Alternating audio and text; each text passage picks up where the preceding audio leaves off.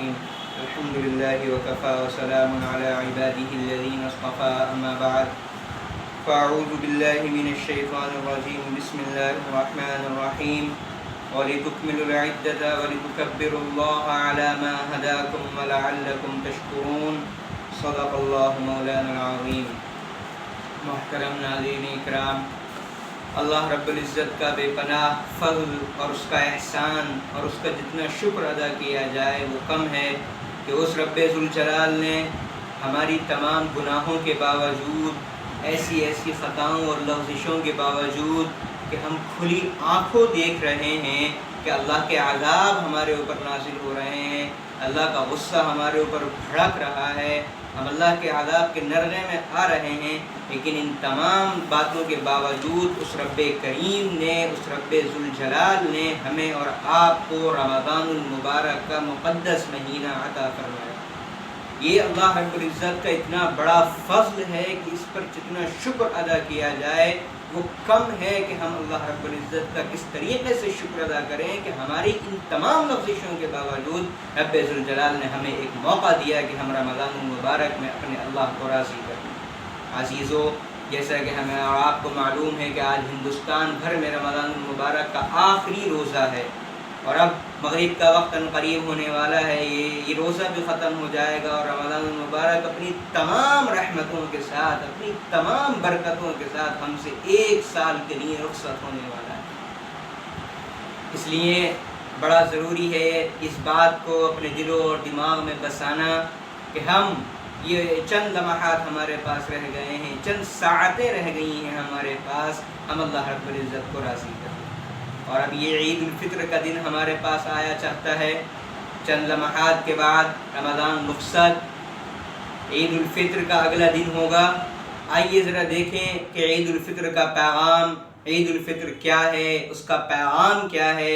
کیوں عید الفطر کا دن ہمیں اور آپ کو دیا جاتا ہے، اور اللہ رب العزت اس دن میں ہم سے کیا چاہتا ہے اور وہ ہمیں کیا انعام عطا کرتا ہے. ذرا اس بات پر ہم غور کریں کہ عید کا پیغام ہمارے اور آپ کے لیے کیا ہے. جیسا کہ اس سے پہلے بھی عرض کیا تھا کہ رمضان المبارک کی جب آخری رات آتی ہے، یہ اس رات کو اللہ رب العزت کے یہاں لیلۃ الجائزہ کہا جاتا ہے، انعام کی رات کہا جاتا ہے،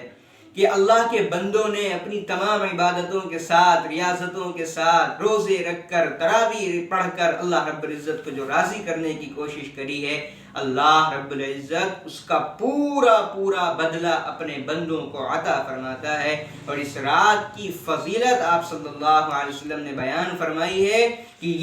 اس رات میں عبادت کرنے والا ثواب کی نیت سے یہ عبادت اس شخص کے اس دن کام آئے گی جس دن سب کے حواس باختہ ہو جائیں گے، دل مردہ ہو جائیں گے، دل مر جائیں گے. اس دن اس رات کی جو عبادت ہے لیلۃ الجائزہ کی، وہ کام آئے گی انسان کے لیے.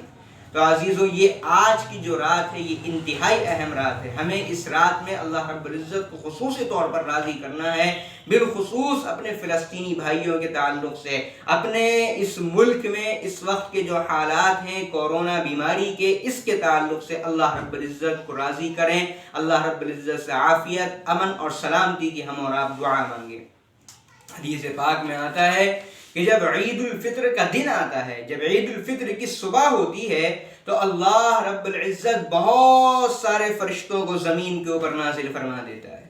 وہ فرشتے زمین کے اوپر آتے ہیں اور تمام گلیوں میں، راستوں کے چوراہوں پر وہ آ کر کے کھڑے ہو جاتے ہیں، اور ایک ایسی آواز سے جس کو انسان اور جنات کے سوا ہر شخص سنتا ہے، پکار کر کے کہتے ہیں کہ اے امت محمد صلی اللہ علیہ وسلم کے لوگوں، چلو اس پروردگار کی بارگاہ کی طرف جو بہت زیادہ معاف کرنے والا ہے، بڑے سے بڑے قصور کو معاف کرنے والا ہے، بڑے سے بڑے گناہ کو معاف کرنے والا ہے. چلو اس رب العالمین کی بارگاہ کی طرف. چنانچہ روایت میں آتا ہے کہ جب انسان اور مسلمان عید الفطر کے لیے عیدگاہ کی طرف جاتے ہیں تو اللہ رب العزت فرشتوں سے دریافت فرماتا ہے، اے میرے فرشتوں، بتاؤ اس مزدور کی کیا مزدوری ہونا چاہیے جو اپنا کام پورا کر چکا ہو. حالانکہ اللہ رب العزت کو معلوم ہے لیکن پھر بھی اللہ رب العزت ارشاد فرماتا ہے کہ بتاؤ میرے فرشتوں اس مزدور کی کیا مزدوری ہونا چاہیے جو اپنے کام کو پورا کر چکا ہو۔ وہ فرشتے عرض کرتے ہیں اے ہمارے رب العالمین، اے ہمارے معبود، اے ہمارے پروردگار، اس کی مزدوری یہی ہے کہ اس کو بدلہ جو ہے وہ پورا دے دیا جائے۔ اللہ رب العزت اس وقت فرشتوں کو مخاطب کرتے ہوئے کہتا ہے اے میرے فرشتوں تم گواہ رہنا، تم گواہ رہو، میں اپنے بندوں کی مغفرت کرتا ہوں، ان کے روزوں کے بدلے میں، ان کی تراویح کے بدلے میں جو انہوں نے ادا کری ہے میں ان کو معاف کرتا ہوں، ان سے راضی ہوتا ہوں، ان کی مغفرت کرتا ہوں۔ اور بندوں کو مخاطب کرتے ہوئے اللہ رب العزت کہتا ہے اے میرے بندو آج کے دن اپنے اس اجتماع میں، اس عبادت گاہ میں تم مجھ سے جو اپنی آخرت کے بارے میں سوال کرو گے میں تمہیں دوں گا، دنیا کے بارے میں جو سوال کرو گے میں تمہاری اس پہ مصلحت پر نظر کروں گا، اور تم نے جو میری عبادتیں کی ہیں، تم نے جو میری ریاضتیں کی ہیں، جو روزہ رکھا ہے، جو تراویح پڑھی ہے تم نے میرے لیے، جاؤ اس کے بدلے میں تم سے راضی ہو گیا، اب تم بخشائے اپنے گھروں کو واپس چلے جاؤ۔ یہ ہے عید الفطر کا پیغام، عید کا دن، عید کی رمضان المبارک کی آخری رات دونوں انتہائی اہمیت کے حامل ہیں، لہذا اس دن میں اور اس رات میں اللہ رب العزت کو خصوصی طور پر ہمیں اور آپ کو راضی کرنے کی کوشش کرنا چاہیے۔ روایات میں آتا ہے کہ یہ انسان کو جو درجہ ملا ہے یہ اس کی عبادت کی بنیاد پر ملا ہے، اس کے علم کی بنیاد پر ملا ہے، اس لیے کہ جب اللہ رب العزت نے حضرت آدم علیہ السلام کی تخلیق فرمائی تو فرشتوں نے یہ اعتراض کیا تھا کہ اے ہمارے اللہ کیا تو زمین پر ایسی مخلوق کو بھیجنا چاہتا ہے کہ جو جب زمین پر جائے گی تو فساد مچائے گی؟ اس وقت اللہ رب العزت نے فرشتوں کو مخاطب کرتے ہوئے کہا تھا انی اعلم ما لا تعلمون، کہ جو باتیں میں جانتا ہوں وہ باتیں تم نہیں جانتے۔